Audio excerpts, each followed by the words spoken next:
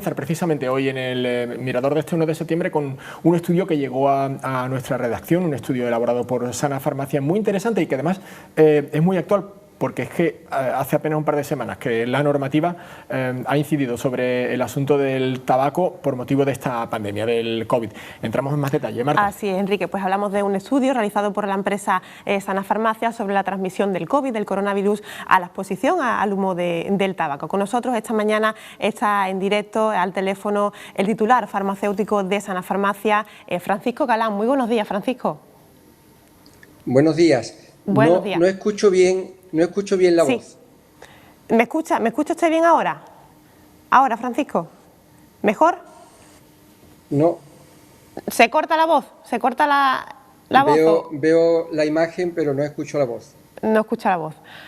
Bueno, vamos a intentar. Ahora, ya parece que sí. Ahora, ¿sí ahora nos oye. Vale, ¿sí? Pues, estupendo. Podemos continuar entonces. Francisco, encantado, un placer de hablar con usted en el Mirador de Onda Cádiz en este martes, día 1 de septiembre. Como decía Francisco, hablamos de un estudio que se llama Tabacovid, que realizáis vuestra empresa, Sana Farmacia. ¿Cómo se desarrolló, cómo se puso en marcha este estudio, este informe? Bueno, pues esto procede del inicio del confinamiento, en el cual se me ocurre la idea de que el humo del tabaco es un vehículo, sí, un transporte para llevar dentro de sí microorganismos patógenos. Claro, el microorganismo más famoso, permitidme que lo diga, en estos momentos es el coronavirus. Y a partir de ahí encargo a la sección nuestra de deshabituación tabáquica, ¿sí?, que me hagan un estudio de fondo, un estudio muy concienzudo sobre el tema. Vamos avanzando en ese estudio y al final pues llegamos a las conclusiones que hemos expuesto en dicho estudio. Hay que decir, Francisco, que esta empresa es reconocida por el Consejo Andaluz de Colegios Farmacéuticos como empresa, como farmacia de referencia por este servicio, ¿no?, de deshabituación tabáquica, y que, bueno, este informe, vuestra empresa Sana Farmacia, lo habéis remitido a la Consejería de Salud y Familias de la Junta de Andalucía, del Gobierno andaluz. Sí, así es. Nosotros llevamos tiempo ya realizando una labor sobre deshabituación tabáquica dentro de la farmacia y, bueno, ha habido un reconocimiento por parte, como bien has dicho, por parte del Consejo de Colegios Farmacéuticos Andaluz, señal de que seguramente no lo estaremos haciendo demasiado mal. Y este estudio lo hemos remitido efectivamente en primera instancia, sí, como creo que es lo suyo, a la Consejería de Salud, para que ellos tuvieran conocimiento de él a nivel oficial y lo aprovechasen ese estudio en la medida que ellos considerasen conveniente. Francisco, una de las últimas medidas pues obligatorias, ¿no?, por las autoridades sanitarias es esa prohibición, ¿no?, de fumar en la calle, en la vía pública, bueno, y en espacios al aire libre, siempre que no se respete esa distancia de al menos 2 metros, esa distancia interpersonal de al menos 2 metros. Sí es cierto que en algunos países de Europa, ¿no?, pues esa distancia incluso se amplía, claro. Así es. En España se ha considerado por las autoridades 2 metros, pero concretamente en Francia tenemos conocimiento de que están valorando y llevando a cabo una distancia de 10 metros. Esto es muy fácil comprender porque el humo del tabaco es un aerosol que se expande muy fácilmente en distancia. De hecho, los no fumadores podemos detectar cuando alguien esté fumando a una distancia considerable. De ahí que concretamente Francia haya decidido aumentar esa distancia. ¿Y a qué conclusiones pues habéis llegado, ¿no?, con este informe, con este estudio, pues que pone de relieve, como decías, los riesgos, ¿no?, que conlleva el tabaco en la transmisión y en la propagación de este virus, del COVID? Bueno, partimos que el humo del tabaco es un aerosol. Y ese aerosol va cargado de multitud de partículas tóxicas. Entonces, dentro del estudio, que ha sido extendido en el tiempo y muy profundo, hemos llegado a la conclusión de que el virus puede ser vehiculizado dentro del humo junto con esas partículas tóxicas y llegar a más distancia de la habitual y además permanecer más tiempo suspendido en el aire. De ahí lo interesante del estudio. Francisco, buenos días. Enrique Miranda. Mucho gusto en saludarle también desde el Mirador. Mire, una pregunta. Yo entiendo que bueno, cuando se regula alguna ley o algún bando o alguna norma, es verdad que hay que ser generalista, pero ¿no entiende usted que no es lo mismo esta norma para alguien que vive en una zona de, por ejemplo, de Jaén, sin incidencia ventosa, a uno que vive, por ejemplo, aquí en Cádiz, con los vientos que usted sabe que tenemos aquí en nuestra área geográfica? Lo digo porque, bueno, eso también tendrá mucho que ver, ¿no?, con la peligrosidad que pueda tener alguien que tenga ese patógeno que usted hace incidencia en cuanto al COVID, que esté fumando, digo, en Cádiz, a uno que esté fumando a lo mejor en una zona de Andalucía donde no haga viento. Claro, conozco bien Cádiz, porque no en vano es mi segunda casa. Nosotros tenemos residencia en Cádiz de hace ya bastantes años. Entonces, es verdad, es correcto, que cuando hay un viento que empuja un aerosol, ese aerosol llega a más distancia que si no hay viento. Eso es evidente. Pero nosotros no hemos querido particularizar o ser tan finos en ese punto. Nos remitimos a que el humo, en condiciones normales, es capaz de llegar a más distancia de la habitual cuando, si quiere, ahora entraremos en detalles de cómo se vehicula y por qué, etcétera, etcétera, los microorganismos a través de él. Pero evidentemente lo que usted dice lleva razón. Con meteorología más ventosa el riesgo aumenta un poquitín más. Claro, es que el otro día, bueno, estaba con la familia en la playa y estaban fumando a unos metros, digamos, considerables. No sé si eran 10, pero debían dar por esa distancia y nosotros nos estábamos tragando el humo. Así es, así es. Como hemos comentado, con el levante y el poniente en Cádiz y todos los vientos que asedian la ciudad desde hace tanto tiempo, pues, y además yo siempre he dicho que los gaditanos sois expertos en vientos. Tenéis una especial sabiduría con respecto al viento. Pero así es, así es. Bueno, pues ya ven, Marta, no sé, yo creo que estando en Andalucía la Junta podría tener en cuenta a lo mejor eso, en el sentido de que, bueno, no es una norma europea y ya sabemos que en esta tierra pues hay zonas con mucha incidencia del viento. Claro. Pero es verdad que hay que ser generalista. Es que ha comentado usted, Francisco, la norma en Francia de 10 metros y creo que no estaría de más también tomar esa medida. Precaución, sí. Francisco, también, por otro lado, también explicabas en ese informe pues que existen dos tipos de humo, ¿no? Cuando una persona fuma, y en el caso del fumador pasivo se mencionaba en ese estudio pues que representa aproximadamente un 70% del total. Claro, aquí sería interesante distinguir entre los tipos de humo. Digamos que podemos definir hasta 3 tipos de humo. El humo de primera mano, que es el humo que inhala el fumador cuando está fumando. El humo de segunda mano, que es el humo que exhala, es decir, que expulsa el fumador después de dar la calada. Y el humo de tercera mano, que es el menos conocido, que es el humo exhalado por el fumador que queda depositado en materiales como cortinas, superficies, mobiliario, etcétera, etcétera. Que es un humo menos conocido, pero que queda mucho más tiempo en el ambiente y se necesita una limpieza importante del espacio donde el fumador haya estado fumando.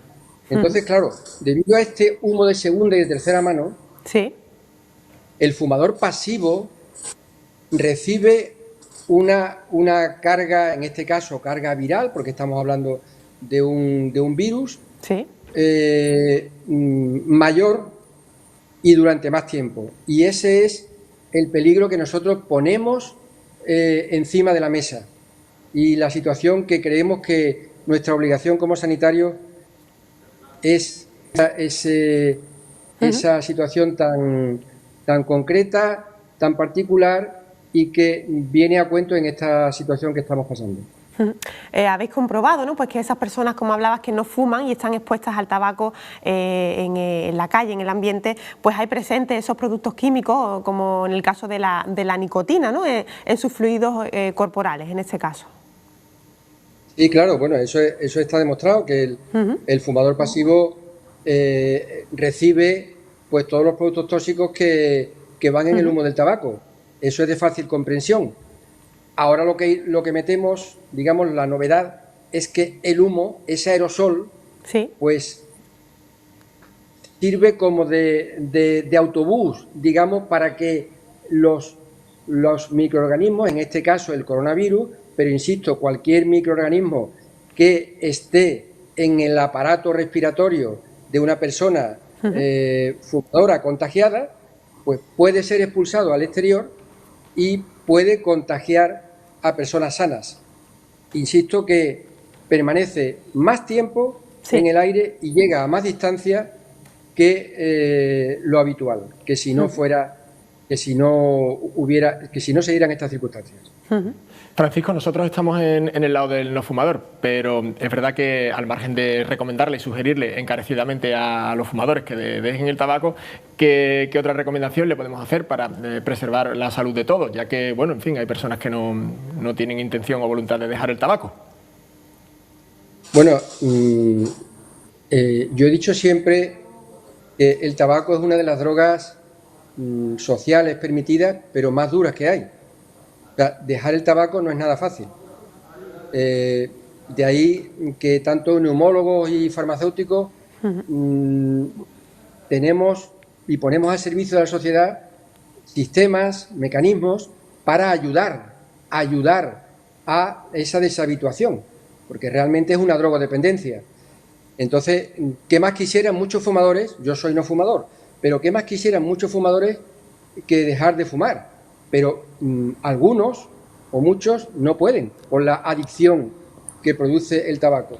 Entonces, la idea es ayudar cuando está súper demostrado que los perjuicios en la salud que produce el tabaco, que son múltiples, muy variados, y en este caso estamos ya concentrándolo en el coronavirus, pero insisto que los perjuicios del tabaco son muy grandes y se saben desde hace mucho tiempo.